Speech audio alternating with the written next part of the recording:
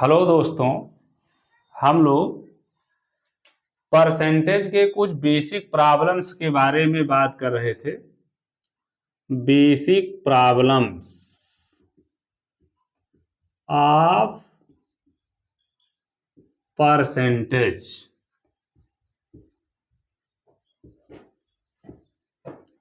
Basic problems of percentage. Percentage के कुछ basic problems के बारे में हम लोग स्टडी कर रहे हैं।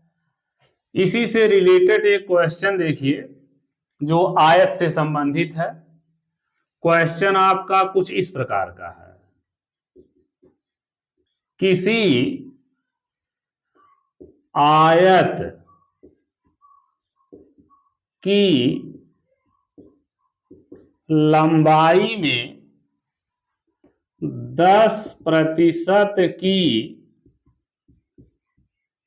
वृद्धि 10% की वृद्धि की गई तथा आयत की चौड़ाई में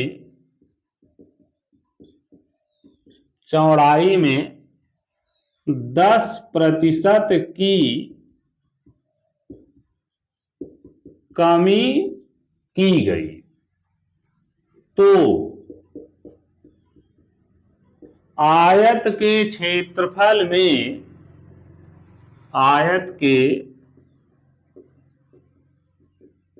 क्षेत्रफल में कितने प्रतिशत की वृद्धि या कमी होगी। सवाल देखिए, क्या क्वेश्चन कह रहा है कि आयत की लंबाई में 10% की वृद्धि हुआ और आयत की चौड़ाई में 10% की कमी की गई तो आयत के क्षेत्रफल में कितने प्रतिशत की वृद्धि या कमी होगी। देखिए, सलूशन कुछ इसका इस प्रकार से होगा। इस क्वेश्चन को हम लोग सॉल्व करेंगे तो इसमें मान लेंगे, माना आयत की लंबाई बराबर x मीटर, आयत की लंबाई बराबर x मीटर और आयत की चौड़ाई बराबर y मीटर। ठीक है, हमने मान लिया आयत की लंबाई बराबर x मीटर और आयत की चौड़ाई बराबर y मीटर। देखिए, आयत एक चतुर्भुज होता है। आयत एक ऐसा चतुर्भुज है जिसमें आमने सामने की भुजाएं बराबर होती हैं और प्रत्येक कोण 90 डिग्री का होता है। अब हमने कंसीडर कर लिया आयत की लंबाई बराबर x मीटर, आयत की चौड़ाई बराबर y मीटर, तो हम यहां पर निकालेंगे आयत का क्षेत्रफल। तो आयत का जो क्षेत्रफल होता है उसका सूत्र होता है लंबाई गुणे चौड़ाई। लंबाई हो गया x और चौड़ाई हो गया y, यानी आयत का जो क्षेत्रफल निकलेगा वो आएगा xy और क्षेत्रफल का मात्रक क्या होता है, वर्ग मीटर। अब देखिए, पहले लंबाई x है, अब उसमें 10% की क्या हो गई, वृद्धि की गई।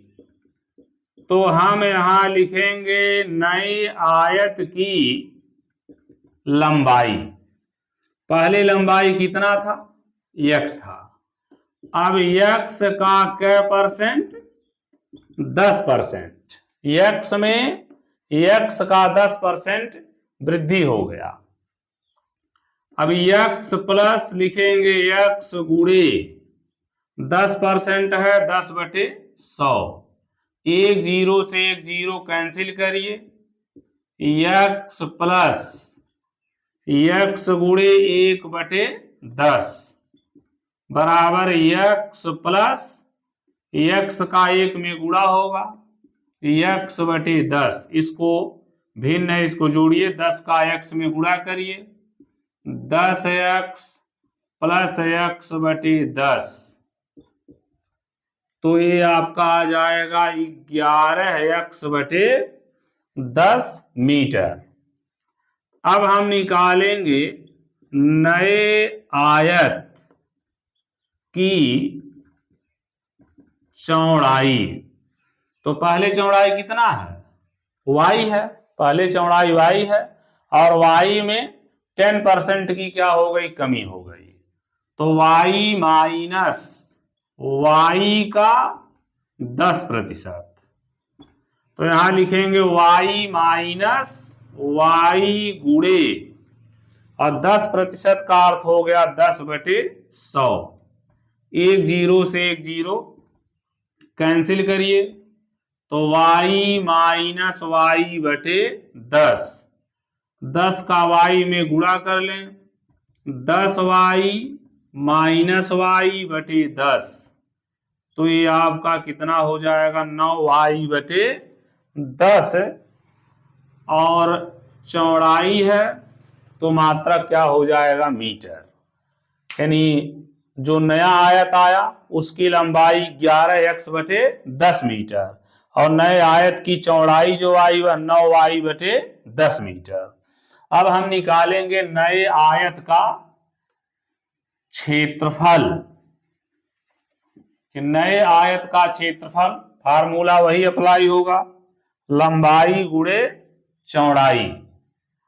तो हम लिखेंगे नए आयत का क्षेत्रफल बराबर हो जाएगा लंबाई गुणे चौड़ाई। तो लंबाई कितना आया है, लंबाई आया है 11x बटे 10, और चौड़ाई आपका आया है 9y बटे 10। मल्टीप्लाई करिए, ये हो गया 99 xy, और 10 का 10 में मल्टीप्लाई हो जाएगा 100, और ये जो यूनिट है क्षेत्रफल का हो जाएगा वर्ग मीटर। यहाँ आप क्या देख रहे हैं, हर में अंश में वैल्यू कितना है, 99, और हर में कितना है, 100, यानी अंश का जो मान है वो हर के मान से क्या है, कम है।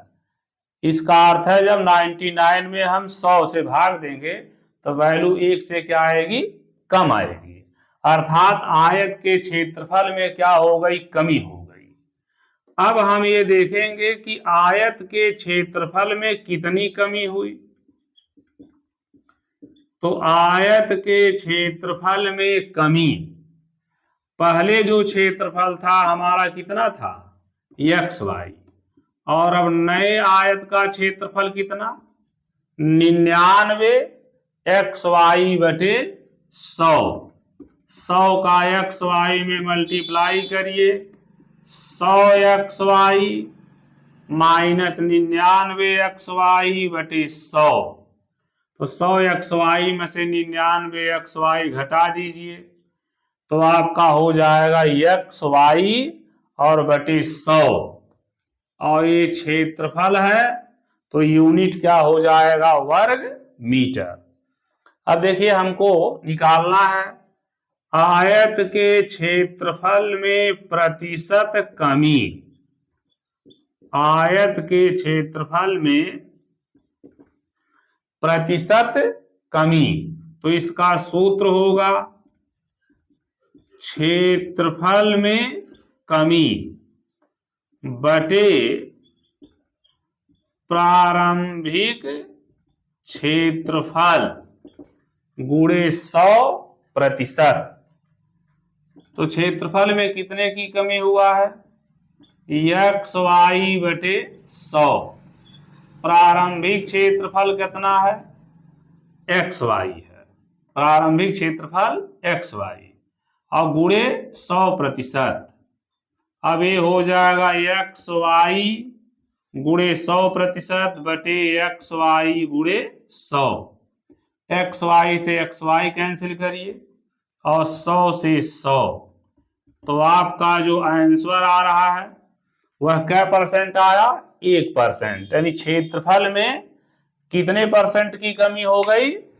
1% की कमी हो गई।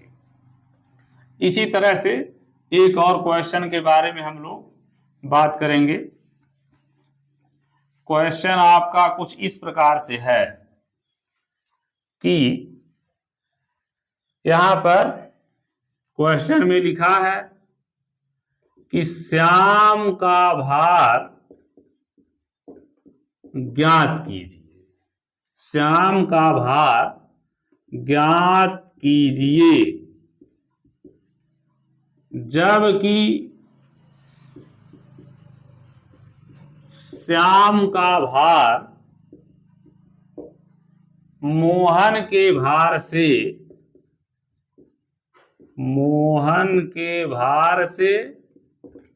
60% अधिक है।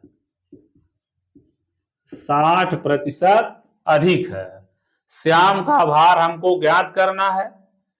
कंडीशन है कि श्याम का भार मोहन के भार से 60% अधिक है।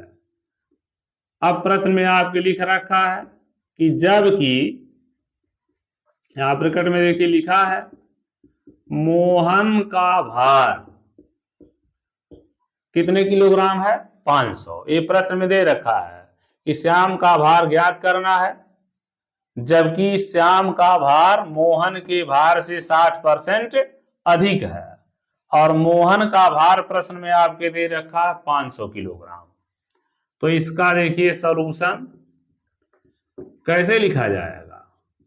ये हो जाएगा श्याम का जो भार है मोहन के भार से 60% अधिक है, तो मोहन का भार कितना है? 500 प्लस 500 का 60% इसमें ऐड कर लेंगे तो 500 हो गया और 500 गुणे 60/100, ये 2 जीरो से 2 जीरो कैंसिल कर दीजिए। 500 और 50 का 6 में गुणा करेंगे तो 300। 500 और 300 बराबर कितना हो जाएगा? 800 किलोग्राम। ये किसका भार हो जाएगा? श्याम का भार। यानी आपके क्वेश्चन में मोहन का भार ऑलरेडी लिखा है 500 किलोग्राम है, श्याम का भार हमको बताना है जबकि श्याम का भार मोहन के भार से अर्थात मोहन का भार 500 किलोग्राम है, तो श्याम का जो भार है 500 किलोग्राम से 60% क्या है? अधिक है। तो हम श्याम का भार कैलकुलेट करेंगे तो मोहन का भार आपका 500 प्लस 500 का 60%, तो 500 प्लस 500 गुणे 60/100, 2 जीरो कैंसिल करिए। 500 प्लस 300 कितना किलोग्राम हो गया? 800 किलोग्राम। यानी श्याम का भार कितना आएगा? 800 किलोग्राम।